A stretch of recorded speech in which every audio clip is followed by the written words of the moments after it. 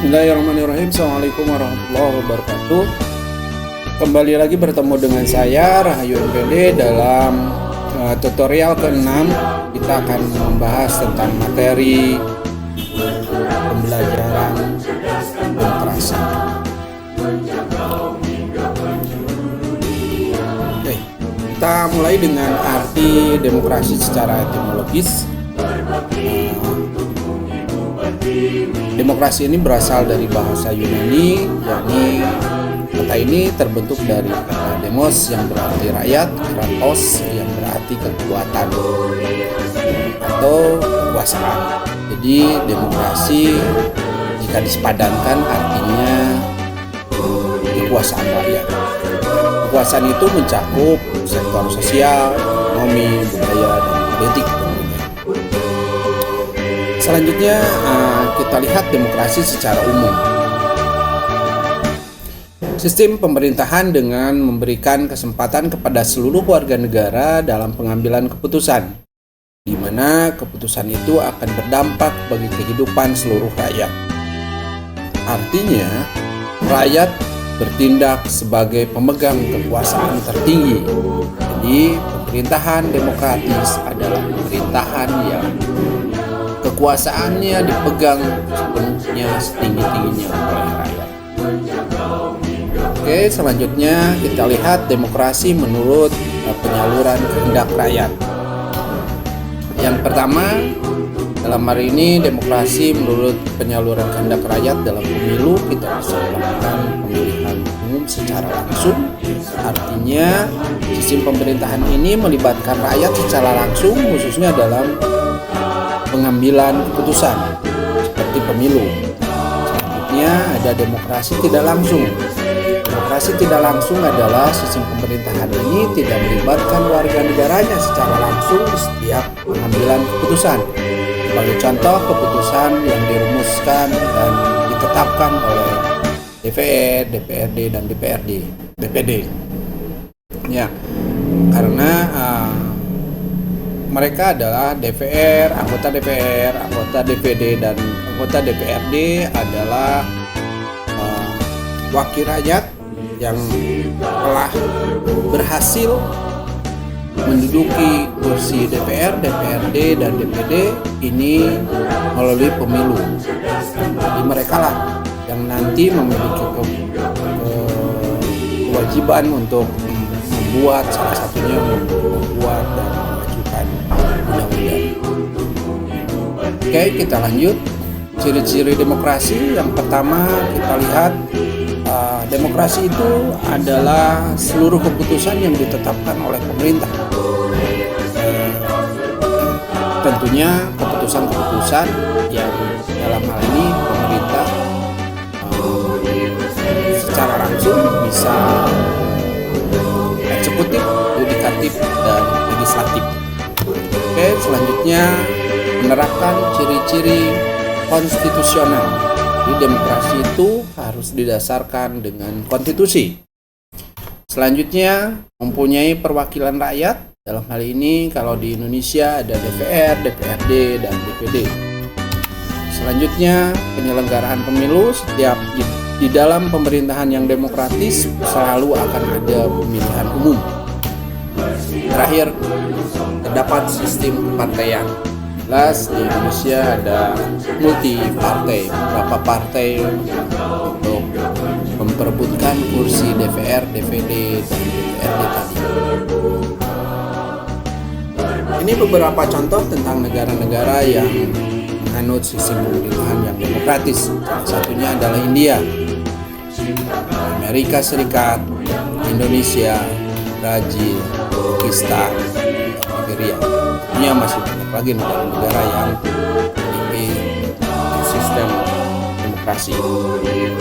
Kita lihat demokrasi berdasarkan prinsip ideologi. Ideologi itu adalah ide gagasan pendirian sebuah negara. Gagasan pendirian negara ini ideologinya ada, kita lihat ada demokrasi liberal. Demokrasi liberal ini adalah sistem politik yang menganut kebebasan individu Secara konstitusional, ini dapat diartikan sebagai hak-hak individu dari kekuasaan pemerintah. Jadi di dalam pemerintahan demokrasi liberal, kebebasan individu sangat-sangat penting. Selanjutnya ada demokrasi komunis. Demokrasi komunis ini adalah demokrasi yang sangat membatasi agama pada rakyatnya dengan prinsip agama dianggap candu. Selanjutnya ada demokrasi Pancasila yang dianut oleh bangsa Indonesia. Artinya adalah sistem demokrasi yang berdasarkan pada asas kekeluargaan dan gotong royong dan bertujuan untuk kesejahteraan rakyat, memiliki kandungan berupa unsur-unsur kesadaran dalam secara religius, menjunjung tinggi kebenaran, budi pekerti luhur, cintaan, kesinambungan dan kepribadian Indonesia.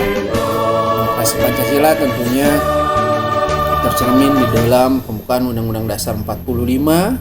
Selanjutnya ada di sila-sila di dalam Pancasila. Selanjutnya kita lihat demokrasi sebagai bentuk pemerintahan. Demokrasi dalam bentuk pemerintahan kita lihat ada pemerintahan monarki, artinya bentuk pemerintahan yang dipegang oleh seseorang sebagai pemimpin tertinggi dan dijalankan untuk kepentingan rakyat banyak. Selanjutnya ada demokrasi tirani. Demokrasi tirani ini adalah bentuk pemerintahan yang dipegang oleh seseorang sebagai pemimpin tertinggi dan dijalankan untuk kepentingan pribadi. Rata-rata ini tirani. Oke, selanjutnya ada aristokrasi. Sistem pemerintahan aristokrasi ini kita lihat adalah sebagai suatu bentuk pemerintahan yang dipegang oleh sekelompok orang, memimpin dan dijadikan untuk rakyat banyak. Nah, ini mungkin lebih ke kerajaan seperti itu. Suatu bentuk pemerintahan yang dipegang oleh sekelompok orang yang memimpin dan dijalankan untuk rakyat banyak. Selanjutnya ada oligarki. Demokrasi dan sistem pemerintahan oligarki ini kita lihat artinya adalah bentuk pemerintahan yang dipegang oleh sekelompok dan dijalankan untuk kelompok itu sendiri. Jadi sistem pemerintahan yang hanya diperuntukkan untuk kelompok itu sendiri, itu oligarki. Selanjutnya ada sistem pemerintahan demokrasi. Pemerintahan demokrasi adalah sebuah bentuk pemerintahan yang dipegang oleh rakyat dan dijalankan untuk kepentingan rakyat banyak.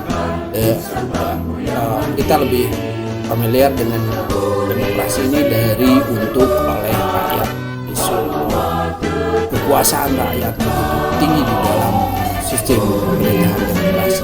Itu bisa dikatakan pemilu. Selanjutnya ada demokrasi. Ini bentuk pemerintahan yang dipegang oleh rakyat, tetapi rakyat tidak tahu apa-apa. Rakyat yang tidak berpendidikan dan rakyat tidak paham tentang pemerintahan. Dan akhirnya pemerintahan yang dijalankan tidak berhasil untuk kepentingan rakyat banyak.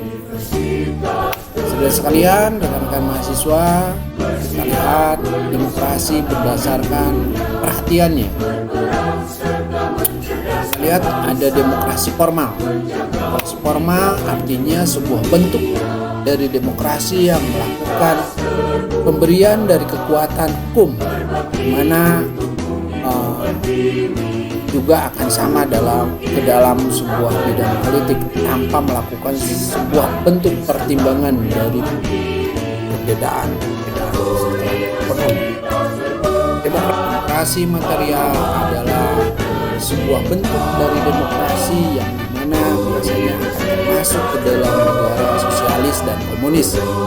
Demokrasi material ini lebih memfokuskan ke dalam mengedepankan dari kesamaan akan hak dari warga negara.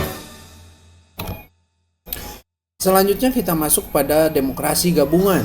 Demokrasi gabungan ini adalah sebuah bentuk dari demokrasi yang melakukan penggabungan dari kedua macam bentuk dari demokrasi yang telah ada sebelumnya, sehingga demokrasi ini melakukan penyamaan dari berbagai macam bentuk hak maupun derajat yang berada pada sebuah individu.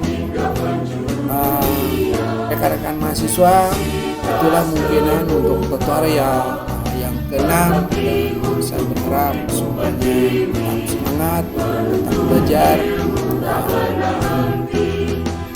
Saya yakin saudara-saudara masih bisa menganalisa apa yang akan saya sampaikan. Terima kasih. Assalamualaikum warahmatullahi wabarakatuh.